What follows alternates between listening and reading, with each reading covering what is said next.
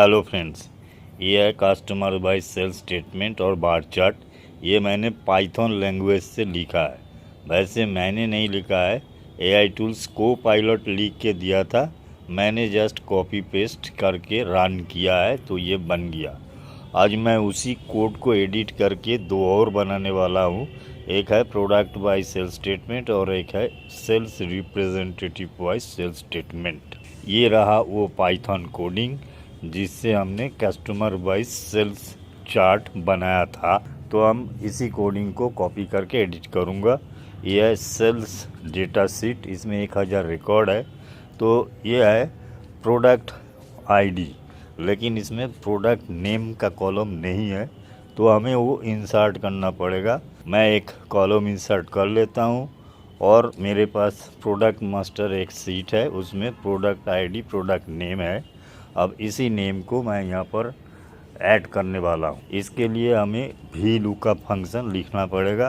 V lookup function Excel के लिए बेहद इम्पोर्टेंट है, यह ज़रूर सीख लीजिए।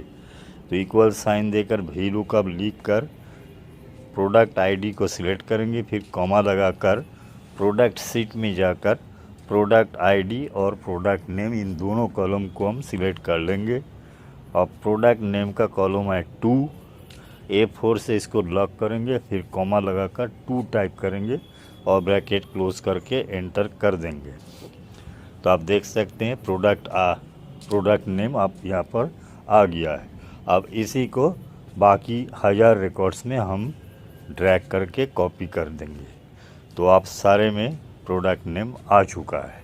अब इस प्रोडक्ट नेम से हमको बनाना है प्रोडक्ट वाइज सेल्स स्टेटमेंट। तो मैं ये जो कोड है कस्टमर वाइज सेल्स चार्ट बनाने का कोड, इसको मैंने पूरा कॉपी कर लेंगे और एक फाइल में जाकर न्यू फाइल बनाएंगे और उसको एक नेम टाइप कर देंगे जिसका एक्सटेंशन होगा .py। ये ज़रूरी है। प्रोडक्ट सेल्स रिपोर्ट इस नाम से बना लिया। अब मैं उस कोड को यहाँ पर पेस्ट कर दूँगा। तो ये मेरा कोड तो आ चुका है। अब मुझे इस कोड को एडिट करके जहाँ कस्टमर आईडी है उसको चेंज करके प्रोडक्ट आईडी करना है, और जहाँ कस्टमर नेम है उसको चेंज करके प्रोडक्ट नेम करना है। ऊपर जो लाइब्रेरी है ये एज इट इज़ रहेगा। उसके नीचे एक्सेल फाइल लोड का जो कमांड है वो भी सेम रहेगा। अब उसके नीचे देखिए group by customer ID wise है, यहाँ चेंज करेंगे प्रोडक्ट आईडी कर देंगे। उसके नीचे है मैप, कस्टमर आईडी से कस्टमर नाम को मैप किया जा रहा है और मैं यहाँ पर प्रोडक्ट आईडी कर देंगे और कस्टमर नेम की जगह प्रोडक्ट नेम कर देंगे। तो इस तरीके से हमें इसको चेंज करना है। तो देखिए पाइथन केस सेंसिटिव होता है, इसलिए column header as it is यहाँ पर लिखना है, तो वो एक बार चेक कर लीजिएगा। इस तरीके से आगे जितने भी ये प्रोडक्ट आईडी कस्टमर नेम है उसको चेंज करके हम प्रोडक्ट आईडी और प्रोडक्ट नेम कर देंगे। ये है टाइटल में टोटल सेल्स पर कस्टमर है, इसको हम कर देते हैं प्रोडक्ट। उसके नीचे है कस्टमर नेम, उसको भी चेंज करके कर देंगे प्रोडक्ट नेम। अब उसके नीचे देखिए चार्ट एज इमेज सेव किया जा रहा है और ये सेव हो रहा है कस्टमर सेल्स चार्ट .png के नाम से। मैंने इसको चेंज करके प्रोडक्ट सेल्स चार्ट .png कर दिया। अब है ऐड ग्रैंड टोटल में कस्टमर आईडी की जगह प्रोडक्ट आईडी कर देते हैं और कस्टमर नेम की जगह प्रोडक्ट नेम कर देते हैं। उसके नीचे है save to excel with formatting. तो एक्सेल फाइल किस नाम से सेव होगा, ये कस्टमर सेल्स रिपोर्ट था, इसको मैंने चेंज करके प्रोडक्ट सेल्स रिपोर्ट कर दिया। एक्सेल फाइल नेम और नीचे सीट नेम, उसको भी हम प्रोडक्ट नेम से चेंज कर देते हैं। उसके नीचे है सीट नेम को चेंज करके प्रोडक्ट समरी कर देते हैं सीट पर, तो उसको भी हम चेंज कर दिया। और नीचे फॉर्मेटिंग है, इसमें कोई ख़ास चेंजेस नहीं है। तो इस तरीके से हम पूरा चेंज करके सेव कर लेंगे। फिर टर्मिनल में जाएंगे और प्ले बटन में प्रेस करेंगे। उसके बाद ये प्रोसेस होना शुरू हो जाएगा।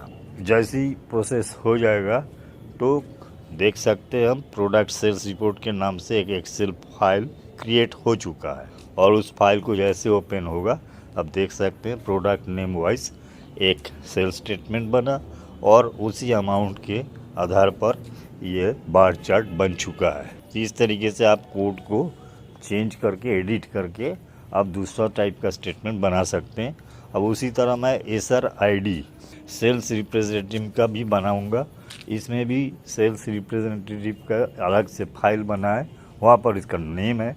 तो हम यहाँ भी लुकअप फंक्शन अप्लाई करके ये नेम इंसर्ट कर देता हूँ एक नया कॉलम बनाकर। और यह कॉमन नेम ऑफ कलर्स अब एआई से पूछेंगे तो एआई बता देगा। अब देखिए मैंने भी एसआर आईडी और एसआर नेम के हिसाब से सारा चेंज कर लिया, कलर भी बदल लिया। अब मैं इसको सेव करके फिर से रन करवाता हूँ। एसआर सेल्स रिपोर्ट नाम से एक एक्सेल फाइल बन चुका है। सेल्स रिप्रेजेंटेटिव का सेल्स स्टेटमेंट के साथ बार चार्ट भी बन चुका है। तो आप देख सकते हैं मैंने पहला जो है customer by sales code AI tool से लिखवा लिए थे। अब मैं उसी कोड को एडिट करके 2 और स्टेटमेंट बना लिया है।